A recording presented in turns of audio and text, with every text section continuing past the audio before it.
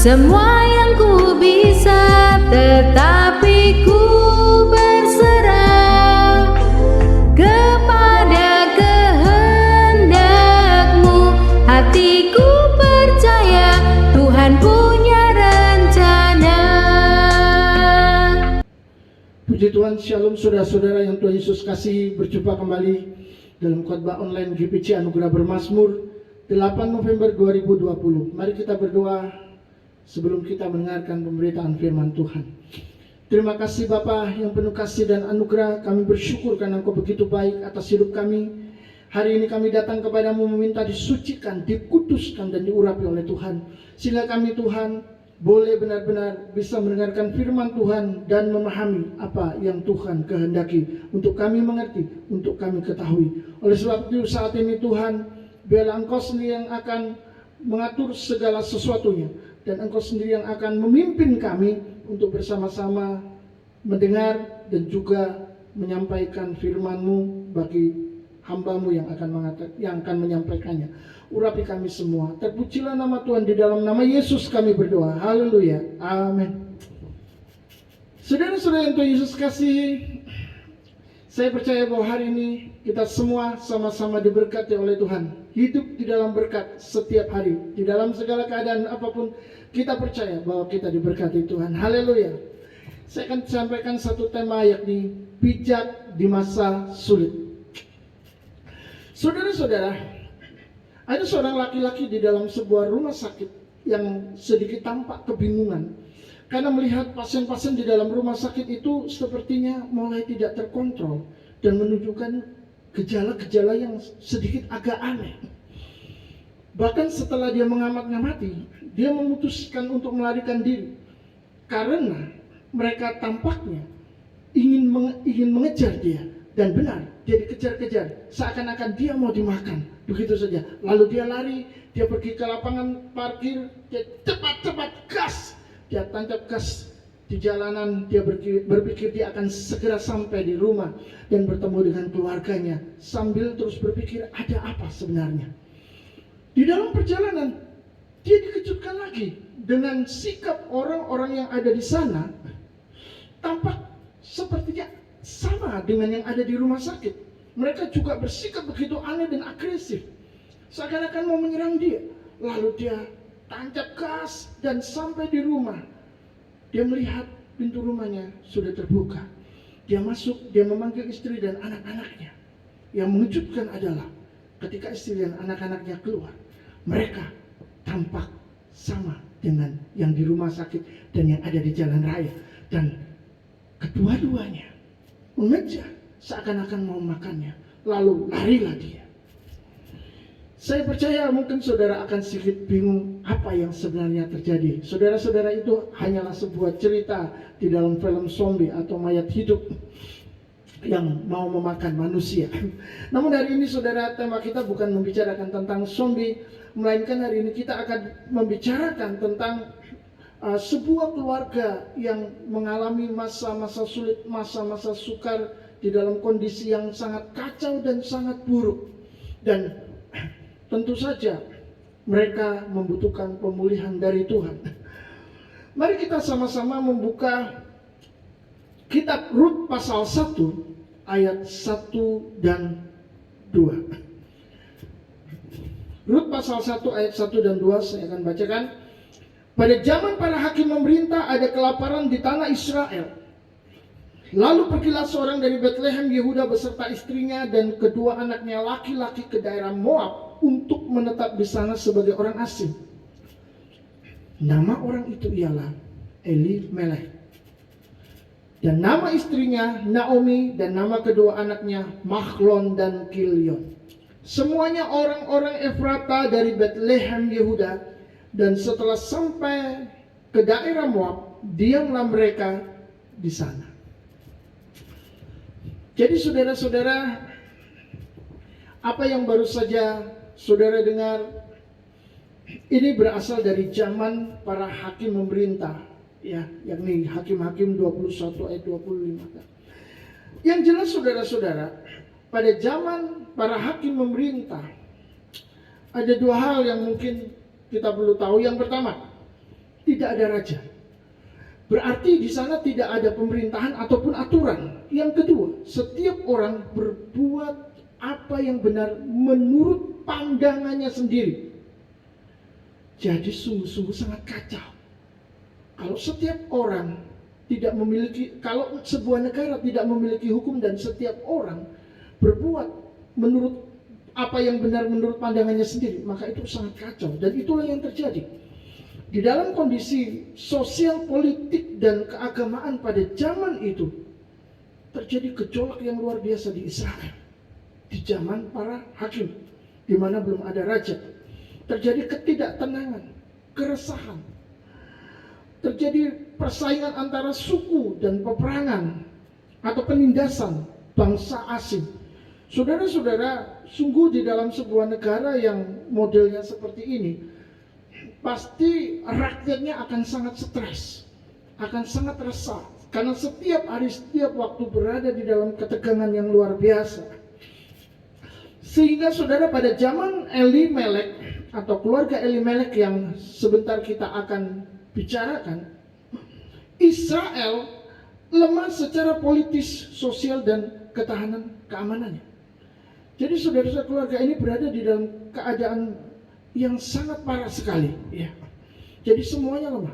Nah, di sana juga marak penyembahan berhala, sehingga keluarga Elimelek ini mungkin secara rohani, secara spiritual mereka mungkin menyembah Tuhan, tetapi mereka sadar bahwa di tengah bangsa itu, di tengah keluarga besar bangsa Israel, juga ada penyimpangan di dalam penyembahan kepada Allah yang sejati.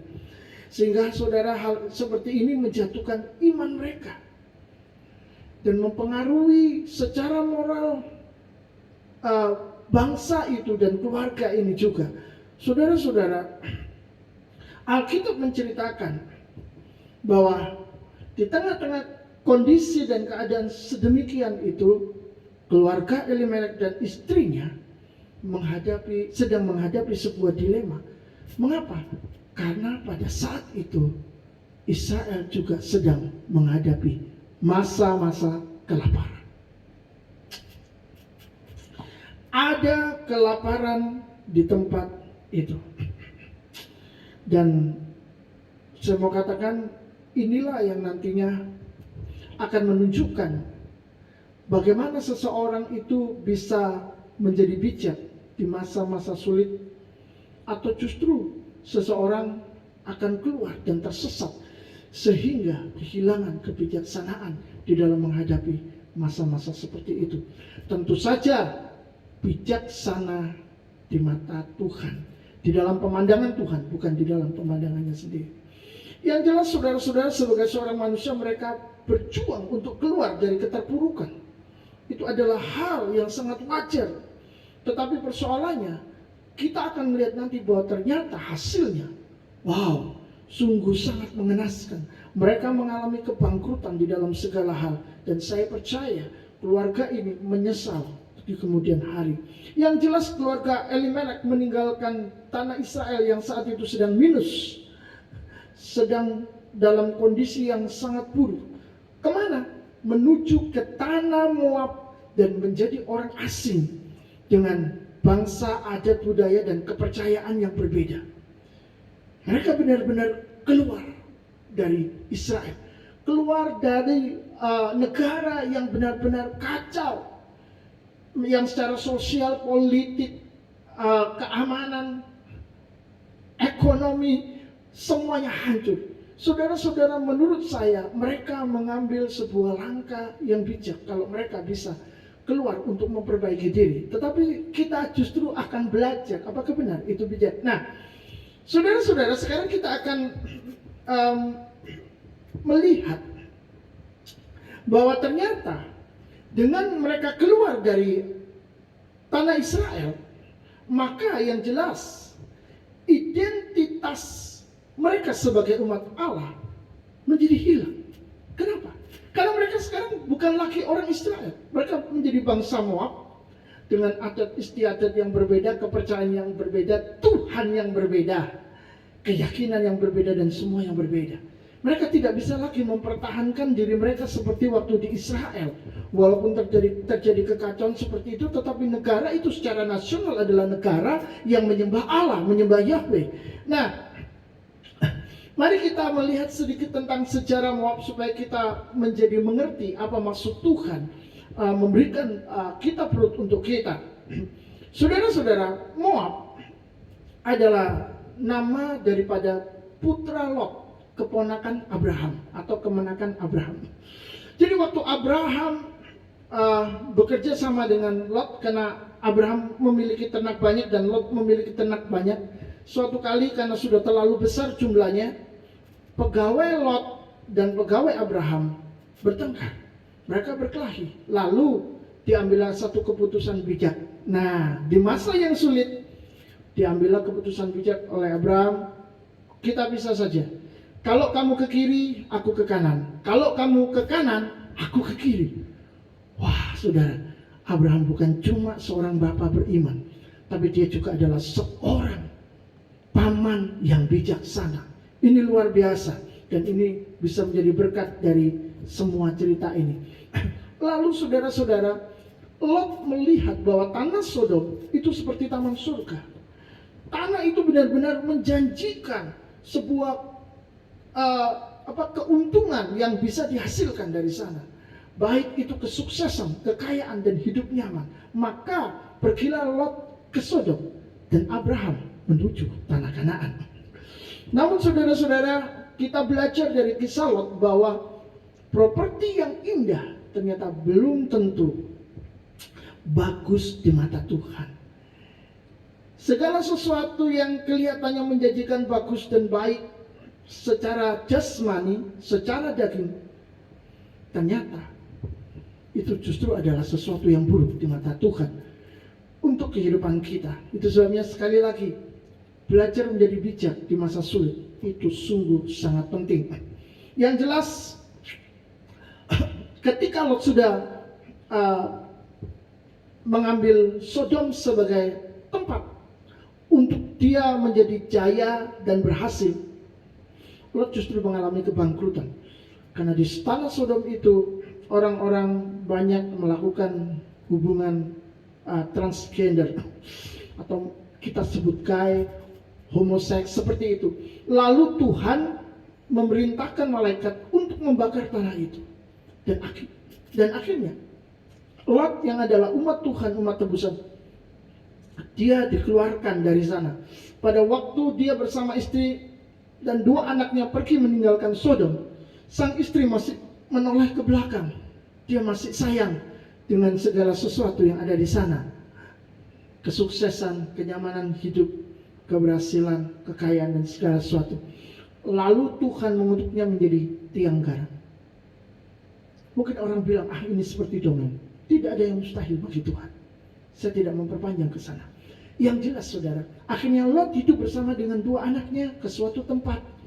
Dan di tempat itu, anak-anak Lot, dua anak Lot ini melihat bahwa di sekeliling tempat itu tidak ada laki-laki yang bisa dijadikan suami.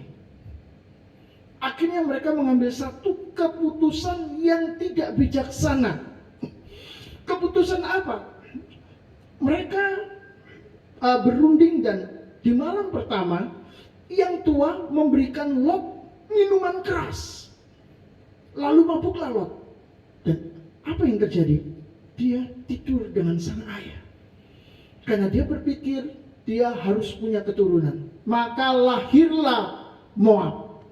Adiknya yang kedua juga demikian, besoknya ayahnya dimabukkan lagi, tidurlah, maka lahirlah Ben-Ami yang akhirnya menjadi bangsa Amon, dan Moab akhirnya menjadi bapak orang Moab. Dan saudara-saudara yang dikasihi Tuhan, maka tentu saja ini sangat menyedihkan sekali ya. Tetapi kita sadar bahwa dosa Sodom dan Gomora transgender diteruskan dengan dosa incest, dan begitulah dunia akan selalu seperti itu dan tidak akan pernah berhenti. Akan selalu ada dosa dan dosa. Itu sebabnya kita harus sadar bahwa di dalam segala sesuatu kita mesti berdoa dan berjaga-jaga. Karena menjadi bijak di masa sulit itu adalah satu hal yang tidak mudah. Dan Moab, saudara-saudara, merupakan sebuah dataran tinggi di sebelah timur Laut Mati yang diselingi oleh jurang-jurang yang dalam. Saudara mungkin masih ingat Raja Moab, Balak, yang pernah memerintahkan Bileam untuk mengutuki Israel. Jadi saudara-saudara, di zaman Elimelech, tanah Israel ini sebenarnya sedang dijajah oleh Moab juga. Raja Eglon, ya, itu adalah Raja Moab selama 18 tahun. Maka kita tahu sekarang kalau Elimelech meninggalkan Israel dan pergi ke tanah Moab, maka itu berarti Elimelech dan keluarganya mengkhianati bangsanya. Itu yang pertama. Mereka pindah ke negeri penjajah. Dulu waktu bangsa kita dijajah oleh Jepang, dijajah oleh Belanda, kita bertahan, berjuang hidup atau mati supaya kita menang.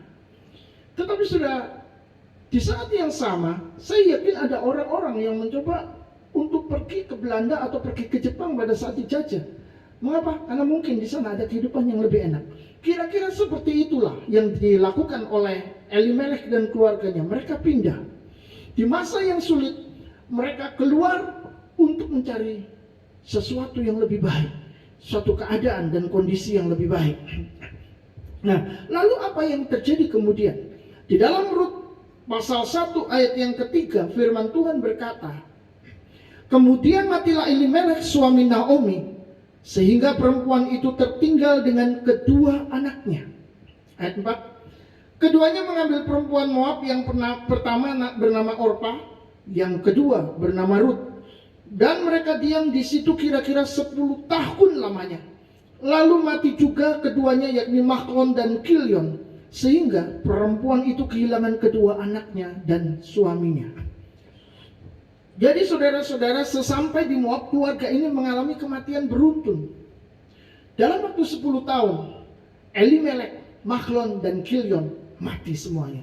Akhirnya tinggallah Naomi sebagai janda dan Rut serta Orpa menantunya sebagai janda juga.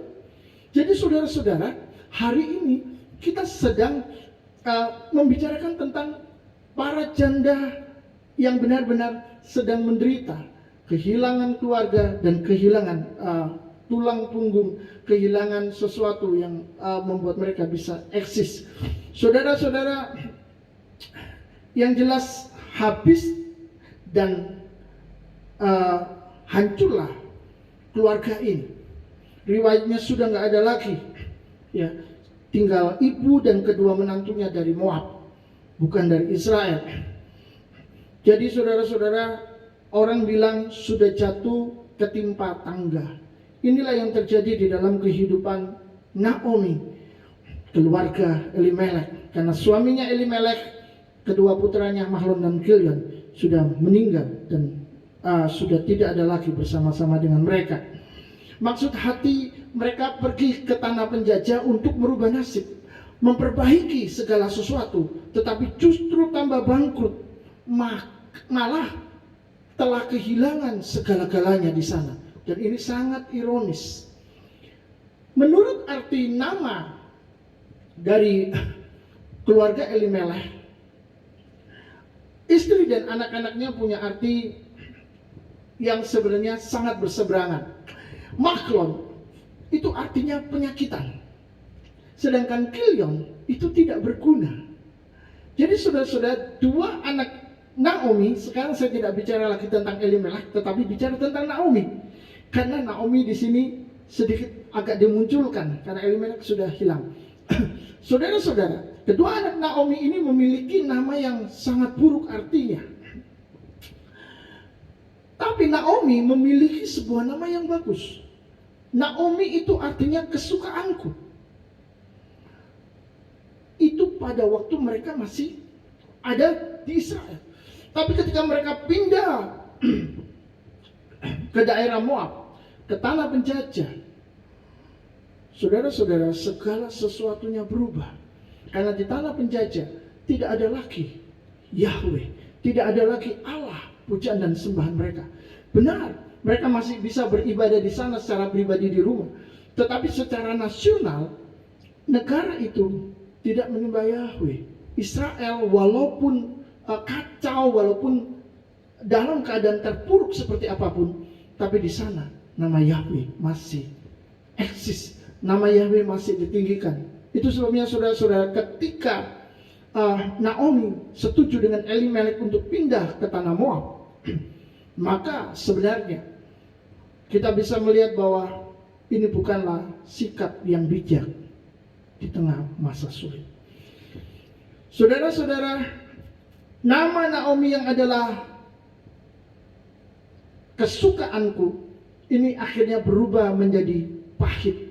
Karena Naomi berkata, jangan panggil aku Naomi, tapi panggil aku Mara, yang artinya adalah pahit. Apa penyebabnya? Mari kita sedikit memikirkan hal ini. Yang pertama, secara manusiawi sebenarnya keputusan Elimelek ini sangat rasional dan masuk akal. Pertama, dia adalah kepala keluarga.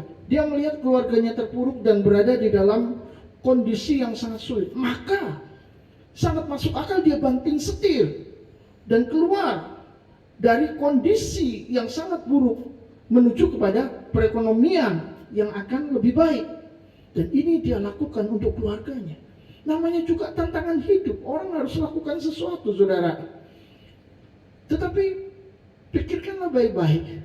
Kalau saya boleh mengaplikasikannya pada zaman ini seperti orang-orang yang ketika di dalam masa pandemi atau di dalam masa sulit, yang tadinya hidupnya baik, lancar-lancar saja, bekerja secara baik, lalu mengalami PHK dan lain sebagainya. Mereka mengambil keputusan untuk melakukan kejahatan demi menunjang kehidupan. Mungkin mereka mengambil keputusan untuk mencuri, untuk merampok, atau untuk menjual obat-obatan terlarang dan lain sebagainya yang bisa cepat membuat mereka menjadi kaya. Ini masa sulit. Dan orang bilang, emangnya kenapa kalau saya perampok? Kenapa kalau saya menjadi pencuri? Kalau saya tidak melakukan ini, apakah orang-orang akan mencukupi kebutuhan saya? Itulah yang seringkali keluar daripada orang-orang yang sedang menghadapi masa sulit. Dan kadang kita tidak bisa berkata apa-apa lagi, kita tidak mau menjawabnya. Tetapi saudara-saudara, perhatikan baik-baik, apakah ini adalah bijak di masa sulit? Saudara, tentu saja kita bisa memikirkan itu dengan benar. Nah, yang jelas sekali lagi bahwa Elimelek ini sebenarnya sedang banting setir. Dia sedang menghadapi tantangan hidup.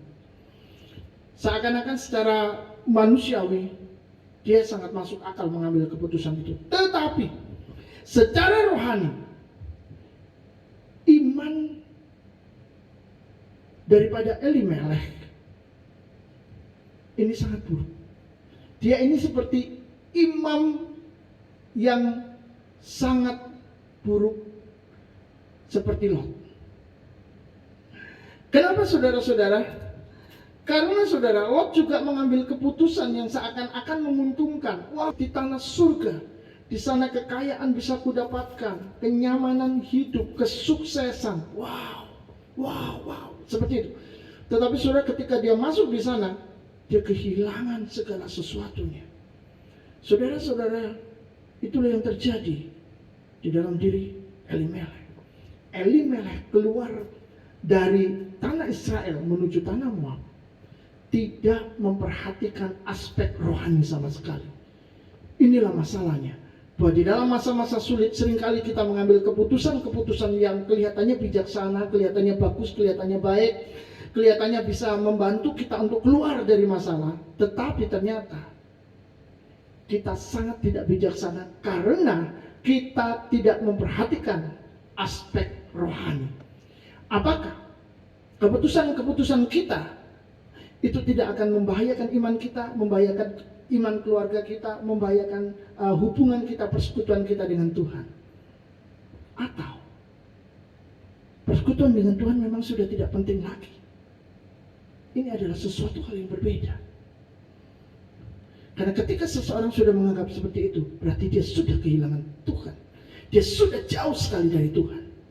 Saudara-saudara, yang jelas, meninggalkan Israel sama dengan meninggalkan agama dan iman yang terpelihara secara nasional. Dan Elimelek melakukan itu. Yang kedua, Elimelek tidak setia kepada bangsa dan Allahnya, sehingga dia memilih Moab, bangsa penjajah dan penyembah berhala. Kita lihat satu persatu. Elimelek juga cuma memikirkan duit dan masa depan. Duit dan masa depan memang penting, tetapi dia tidak memikirkan masa depan iman keluarganya. Terbukti akhirnya anak-anaknya menikah dengan anak-anak penyembah berhala, dengan Ruth dan Orpa setelah kematiannya. Saudara-saudara, jika jemaat Tuhan cuma memikirkan kepentingan lahiriah dan tidak memilih untuk setia dan meningkatkan ketaatan kepada Tuhan, maka saudara-saudara, jemaat seperti ini adalah jemaat yang sama dengan Elimelek dan keluarganya. Maka saudara, Tuhan ternyata membuat masa depan mereka hancur secara total. Elimelek naas bersama dua anak lelakinya Mahlon dan Kilion meninggal dalam waktu 10 tahun saja. Dan sebelum mereka berhasil mengangkat nilai ekonomi keluarga, Elimelek juga gagal total, tidak diberkati oleh perkenanan hati Tuhan, tapi malah hidup terkutuk. Apakah bukan kutuk? Dalam 10 tahun mati semuanya. Yang jelas saudara-saudara, kita mungkin berkata, oh ya, kalau begitu sudah selesai. Tapi kalau kita mau melihat lagi, bijak di masa sulit, Naomi ternyata juga bukan seorang istri yang bijak. Wow, Naomi disalahkan lagi. Enak sekali, gampang sekali menghakimi orang. Tidak, ini adalah pengajaran firman Tuhan. Dan justru melalui peristiwa ini Tuhan mau mengajar kita. Tuhan mau berbicara kepada kita. Apa yang sedang terjadi? Bagaimana dengan dosa Naomi? Saudara, Naomi adalah istri yang tidak memberikan dukungan secara moral dan rohani agar suaminya tidak keluar dari rencana Tuhan. Meskipun keadaan sedang terpuruk.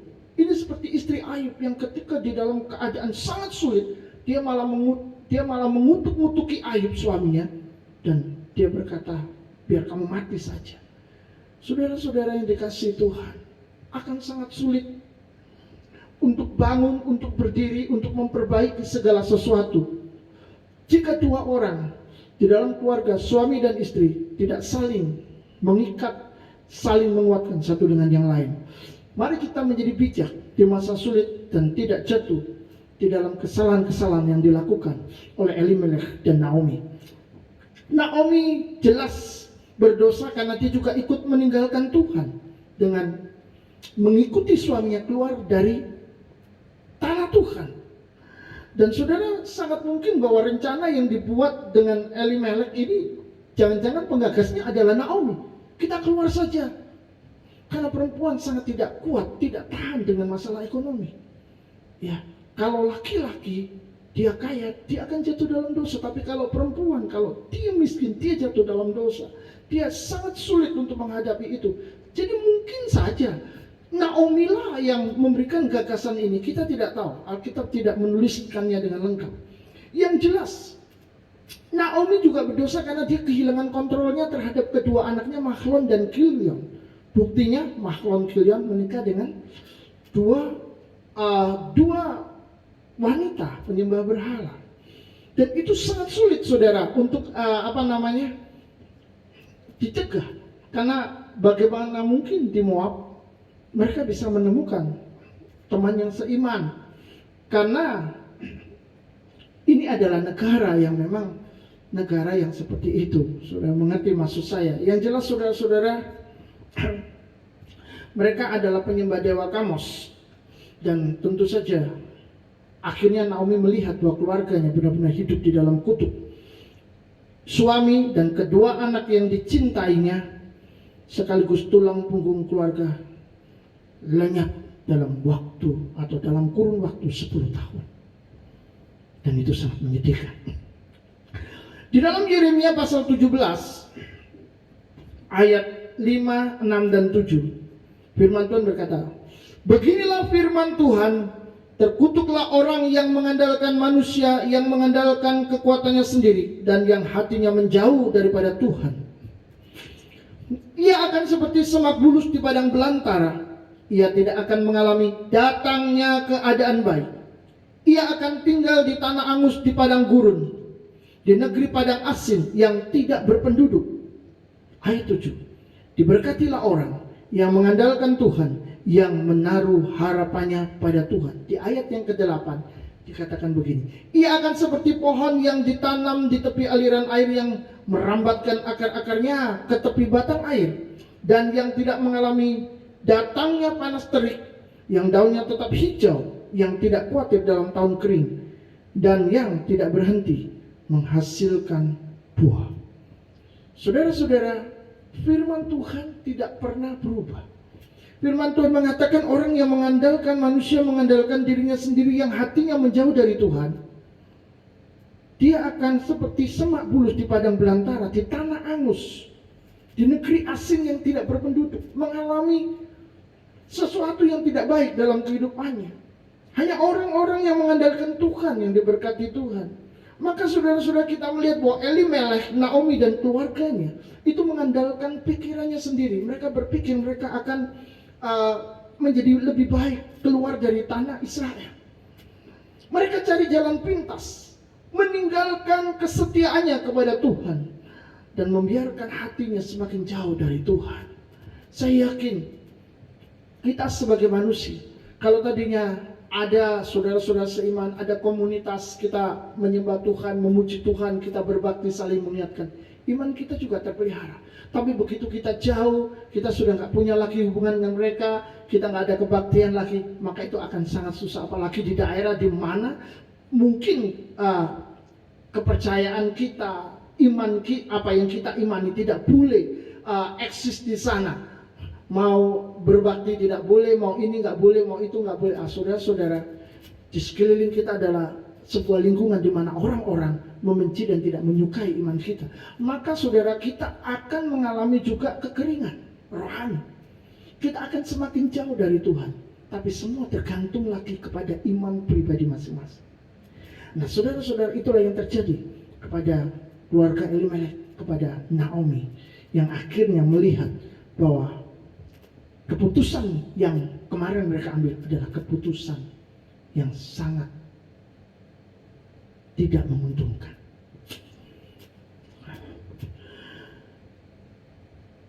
Di dalam Rut pasal 1 ayat yang ke-20,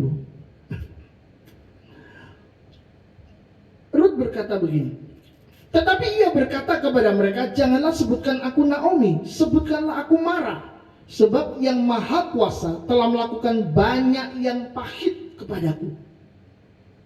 Saudara, dia tidak mau disebut lagi Naomi, kesukaanku, tapi dia bilang sebut aku Mara, karena Tuhan banyak melakukan yang pahit. Dia menyebut dirinya adalah pahit, nggak enak.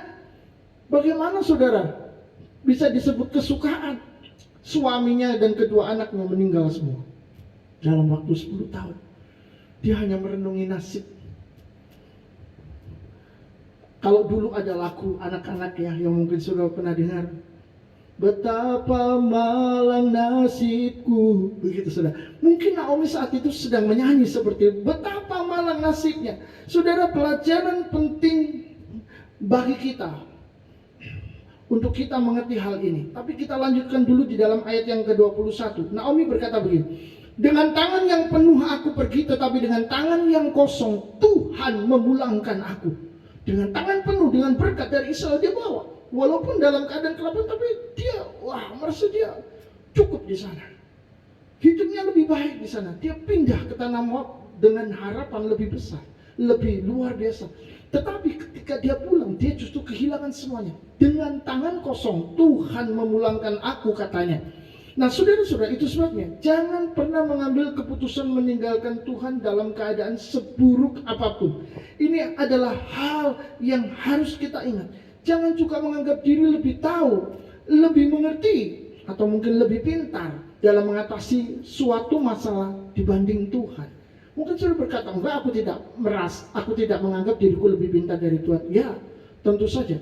Tetapi pada waktu saudara mengambil keputusan di masa sulit, saudara tidak bertanya kepada Tuhan. Saudara tidak memeriksa firman Tuhan. Saudara tidak mungkin konseling kepada hamba Tuhan yang lebih mengerti dari saudara. Atau saudara tidak mengadakan hubungan dengan komunitas orang-orang percaya yang mungkin mereka lebih dewasa secara rohani. Saudara menganggap apa yang aku putuskan ini sudah benar kok. Maka saudara-saudara dalam kondisi seperti itu, kita diingatkan untuk tidak menganggap diri sendiri lebih tahu dan lebih pintar daripada Tuhan. Nah saudara-saudara, itu sebabnya karena kecerobohan Naomi, akhirnya dia tidak mau lagi disebut sebagai kesukaan, tetapi sebagai pahit, dipanggil marah. Nah, Tuhan mau kita belajar untuk mengandalkan Dia di dalam menyelesaikan segala masalah kehidupan kita, dan tetap sabar sambil menanti-nantikan Tuhan sampai pertolongan Tuhan datang. Maka hidup saudara akan dipelihara, dijaga, diberkati. Ya, Yesaya 40 ayat 31. Tetapi orang-orang yang menanti-nantikan Tuhan mendapat kekuatan baru. Mereka seumpama raja wali yang naik terbang dengan kekuatan sayapnya. Mereka berlari dan tidak menjadi lesu. Mereka berjalan dan tidak menjadi lelah. Saudara-saudara, inilah firman Tuhan yang akan selalu menjaga kita untuk tetap kuat di masa-masa sulit. Ingatlah, menjadi bijak di masa sulit adalah fokus kepada kekuatan yang diberikan Tuhan kepada kita untuk menghadapi masa sulit itu, dan bukan fokus kepada kesulitan yang membuat kita ingin lari dan pergi, meninggalkan Tuhan, meninggalkan iman, meninggalkan hal-hal yang Tuhan mau pertahankan di dalam hidup kita. Di dalam Rut pasal 1 ayat yang ke-6, kita melihat bahwa keluarga ini kemudian pergi meninggalkan Moab. Di sesi ini kita sedang berbicara tentang pemulihan keluarga yang masih tersisa. Rut 1 ayat 6. Kemudian berkemaslah ia dengan kedua menantunya dan ia pulang dari daerah Moab. Sebab di daerah Moab ia mendengar bahwa Tuhan telah memperhatikan umatnya dan memberikan makanan kepada mereka. Saudara-saudara, dalam keadaan pahit dan hancur, Naomi ingat kepada Tuhan yang memperhatikan umatnya. Meskipun sudah jatuh, ia mau bangkit kembali dan merebut kehidupannya yang telah hilang. Dan masa lalu bagi dia biarlah berlalu. Tetapi yang penting, jangan terus tinggal di sana. Menjadi bijak di masa sulit. Namun kedua menantunya bersikeras untuk ikut. Ia mencegah karena tidak mungkin memberi anak-anak laki untuk suami mereka. Di dalam budaya mereka, kalau seorang anaknya laki-laki mati, maka mungkin adiknya atau kakaknya akan menggantikan untuk meneruskan nama anak dari keluarga yang ditinggalkan atau menantunya. Tapi saudara-saudara nggak punya anak laki, jadi dia tidak bisa. Maka di dalam Rut pasal 1 ayat 8 sampai 11, berkatalah Naomi kepada kedua menantunya, pergi pulanglah masing-masing ke rumah ibumu. Tuhan kiranya menunjukkan kasih-Nya kepadamu seperti yang kamu tunjukkan kepada orang-orang yang telah mati itu kepadaku. Kiranya atas kasih karunia Tuhan kamu mendapat tempat perlindungan masing-masing di rumah suaminya. Lalu diciumlah mereka, tetapi mereka menangis dengan suara keras dan berkata kepadanya, tidak, kami ikut dengan engkau pulang ke rumah bangsamu. Tetapi Naomi berkata, pulanglah anak-anakku, mengapakah kamu turut dengan aku? Bukankah tidak akan ada lagi anak-anak laki-laki yang kulahirkan untuk dijadikan suamimu nanti? Akhirnya saudara, Orpa kembali ke keluarganya, bangsa Moab kembali kepada Allahnya. Tetapi Rut bersikeras untuk mengikuti Naomi. Wow, ini adalah perempuan yang cinta kepada mertua. Seorang menantu yang cinta kepada mertua, dia tetap mau kembali dia tetap mau mengikuti Rut untuk kembali ke tanah Israel dan mengalami kehidupan baru. Rut 1 ayat 16. Tetapi kata Rut, jangan desak aku meninggalkan engkau dan pulang dengan tidak mengikuti engkau. Sebab kemana engkau pergi, ke situ jugalah aku pergi. Dan di mana engkau bermalam, di situ jugalah aku bermalam. Bangsamu lah bangsaku dan Allahmu lah Allahku. Saudara-saudara, di dalam Alkitab kita melihat bahwa di dalam kitab Hakim-Hakim itu adalah kisah yang sangat buruk. Tapi saudara-saudara, setelah itu Alkitab menunjukkan adanya kisah Rut. Kisah Rut ini adalah sebuah kisah di mana seorang penyembah berhala mengganti masa-masa hidupnya yang suram dan kelam bersama Mahlon, ya, dan Kilion, Rut dan Orpah yang adalah penyembah berhala, menjadi sebuah kehidupan yang terang dan benderang karena dia mengikuti Naomi, mertuanya. Rut mengambil keputusan cerdas dan benar di saat situasi tersulit di dalam hidupnya. Saudara-saudara, hari ini kita belajar melihat bahwa ada orang-orang yang ternyata bijak di masa-masa yang sulit, dan ini kontras dengan Naomi. Saudara-saudara, Rut membuang hidupnya yang berharga di Moab. Kenapa? Karena kasihnya kepada mertua, dan dia memilih meninggalkan keluarga, bangsa, dan dewa Kamos Allahnya untuk menjadi satu bangsa dengan ibu mertuanya, yaitu Israel, dan menjadikan Allah Israel, Yahweh, sebagai Allahnya. Berarti saudara-saudara, Naomi pergi ke Moab meninggalkan Allah, tapi Rut justru pergi ke Israel untuk bertemu dengan Allah, untuk memiliki Allah. Ini luar biasa. Dan pertobatan Rut mengubah kutuk menjadi berkat. Rut yang dulunya tadi tidak mengenal Allah, sekarang dia mengenal Allah dan memiliki Allah. Hidupnya diberkati. Bagaimana tidak diberkati, saudara? Karena akhirnya Rut hidupnya bahagia bersama Boas, seorang kerabat Naomi yang kaya raya. Yang jelas Naomi hidupnya juga diberkati akhirnya. Mengapa? Karena dia kembali lagi ke tanah Tuhan, ke Israel. Dan melalui hidup Rut yang diberkati, akhirnya lahirlah Obed, yakni kakek Daud. Nah, saudara-saudara, di dalam Rut pasal 4 ayat 13 dikatakan bahwa lalu Boas mengambil Rut dan perempuan itu menjadi istrinya, dan dihampirinya lah dia. Maka atas kasih karunia Tuhan, perempuan itu mengandung lalu melahirkan seorang anak laki-laki. Dan tetangga-tetangga perempuan memberi nama kepada anak itu, katanya, pada Naomi telah lahir seorang anak laki-laki. Ayat 17, lalu mereka menyebutkan namanya Obed, dialah ayah Isai, ayah Daud. Naomi dipulihkan dengan mendapatkan menantu kaya dan ekonominya kembali baik.